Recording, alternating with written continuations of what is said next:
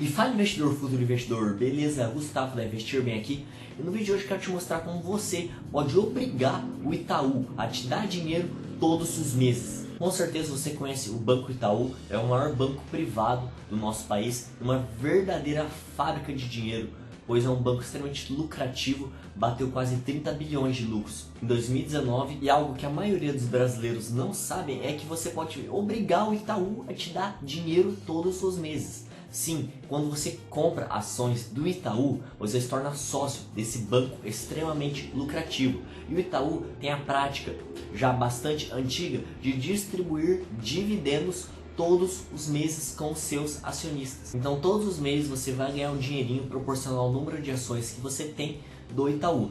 Não estou dando uma recomendação de compra nem venda desse ativo, mas é apenas para você ter noção de como as coisas podem mudar, já que a maioria dos brasileiros pagam para o Itaú. Quando você é acionista, o Itaú te paga. Então é muito importante trazer essa visão para os brasileiros que pouco entendem do poder dos investimentos. Dividendos, para quem não sabe, é basicamente uma divisão dos lucros com os acionistas.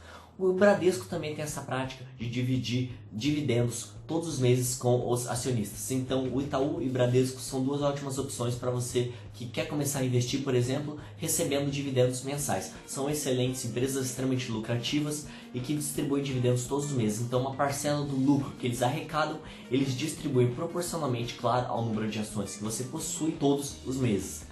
Então é uma forma de você receber dinheiro de um dos maiores bancos do mundo. Então esse é o grande poder dos investimentos. Ser sócio das maiores companhias do país, das empresas mais lucrativas do país, receber dinheiro. Por isso, valorização das ações, e você apenas se preocupa em escolher bons ativos, em ter uma carteira diversificada. Então se você quiser aprender mais sobre investimentos, como ganhar dinheiro todos os meses, como ter excelentes multiplicações, como diversificar corretamente seus ativos, como dar os primeiros passos. Então é só clicar no link que eu vou deixar, o primeiro link na descrição. Você pode conhecer esse material que vai te guiar passo a passo para você dominar os investimentos, mesmo que você esteja no absoluto zero. Mesmo que você já seja um investidor avançado, certamente você pode aprender algo novo, e é justamente isso que vai te fazer superar o mercado.